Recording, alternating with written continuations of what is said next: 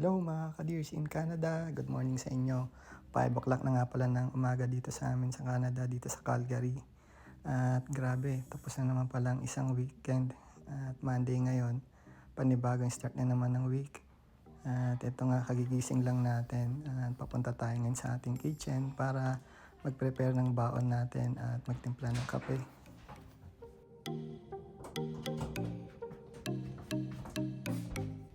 At habang nagpapainit nga tayo ng tubig natin guys para sa kape, sumilip muna ako dito sa likod namin.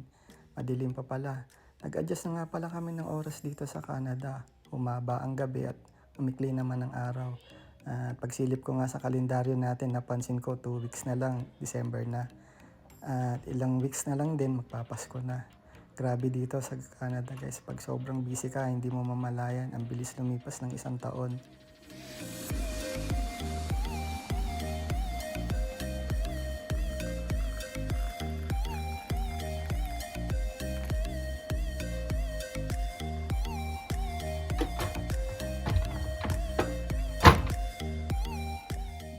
Ito nga pala yung money tree na regalo ng aming broker nung possession date namin.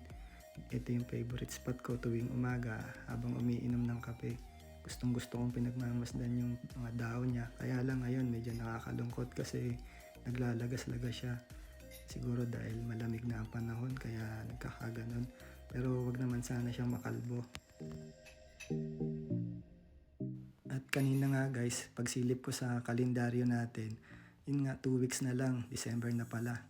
Tapos ilang linggo na lang din, magpapasko na.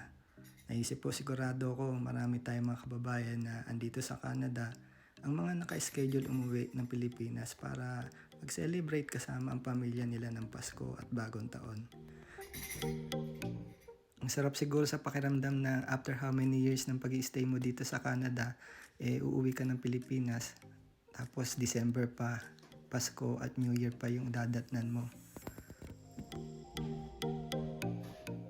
So ayun nga, kung meron tayong mga kababayan na naka-schedule umuwi ngayong December sa Pilipinas para mag-celebrate ng Pasko at Bagong Taon, meron din naman tayong mga ilan-ilan na kababayan na mas pinili na lang muna mag-stay dito sa Canada at dito na lang mag-celebrate. Kung ano yung dahilan nila, yun yung pag-usapan natin dito sa vlog natin na to.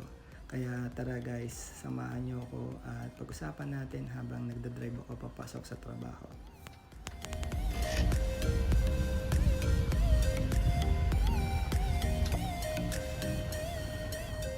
So number 1 sa ating listahan is yung ating airfare o yung plane ticket natin. Napansin namin simula nung natapos yung COVID, parang everywhere in the world, lalo na dito sa Canada, parang yung mga airlines dito nagtaasan na tagasin ng ticket nila. Yung huling check nga namin ni Mrs. is around 3,000 to 4,000 Canadian dollars na two-way na yon. Kaya lang sobrang bigat pa rin mga guys. Para sa ordinaryong mga taong katulad namin dito sa Canada, medyo mabigat na yon. Hindi pa namin siya ganun afford one time.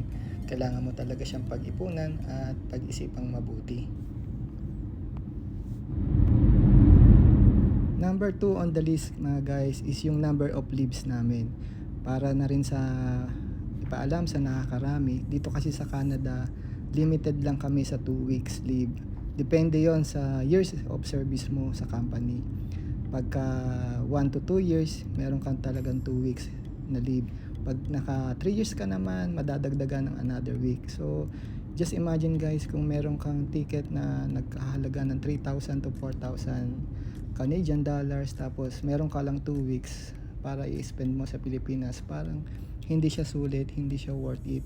Kaya naman yung yung ibang kakilala ko dito sa Canada na gustong umuwi ng Pilipinas, napapaisip kasi nga naman parang hindi practical na bumili ng ganong kamahal na ticket at bibigyan ka lang ng 2 weeks or 3 weeks ng company. So yun yung isang malaking factor kung bakit may mga iba tayong kababayan dito na mas pinipili na lang magpunta ng Mexico, ng US o yung nearby country na malapit lang dito sa Canada. So next in line sa ating listahan is yung budget o yung tinatawag natin pocket money. Dito pumapasok yung ating pagiging accountant. kailangan nating isipin o planuhin kung magkano nga ba yung ating gagastusin pag nagbakasyon tayo sa Pilipinas. Hindi rin kasi biro yung halaga na magagastos natin doon. Just imagine, miss na miss ka na mga kamag-anak mo, ilang taong kanilang hindi nakita. So, expect na natin yung malaking gastusan. At hindi siya biro, hindi siya birong halaga. Kaya yung iba nating mga kababayan dito, bukod sa plane ticket, iniisip din nila yung pocket money na dadali nila sa Pilipinas.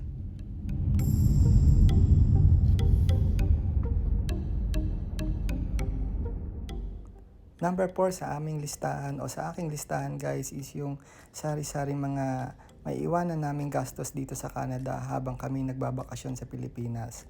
Dito pumapasok yung ating mortgages, andyan yung car loans, sari-saring insurances, meron pang mga credit card bills, at iba-iba pang mga bayarin na hindi ko na maiisa-isa guys. Dito lang kasi kahit nagbabakasyon kami sa Pilipinas, hindi natatapos o hindi hinto yung aming mga bayarin. Every month meron kaming binabayaran dito at automatic yon nadideduct sa amin. Ang panglima at panghuli sa ating listahan guys ay para dun sa mga kababayan natin na meron ng bahay dito sa Canada. Siyempre, pag magbabakasyon tayo, iisipin natin kung kanino nga ba natin pwede ibilin yung ating mga bahay. Lahat ng tao dito sa Canada ay busy. Sobrang busy nila sa trabaho at halos wala na rin silang oras para sa sarili nila at sa sarili nilang pamilya. Kaya naman medyo yun yung isang malaking pinoproblema natin pagka uuwi ng Pilipinas o magbabakasyon kung saan man. Especially kung matatapat pa yung bakasyon natin kapag winter.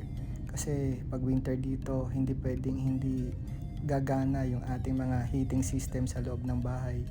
Kailangan yun kasi 24 hours naka-on. Kung hindi, masisira lang yung ating bahay at lalaki lang yung ating gasto sa insurance. So, yun nga mga guys, ilan lang yan sa mga dahilan kung bakit meron tayong mga kababayan na gaya namin ang hindi basta-basta makauwi at makapagbakasyon sa Pilipinas.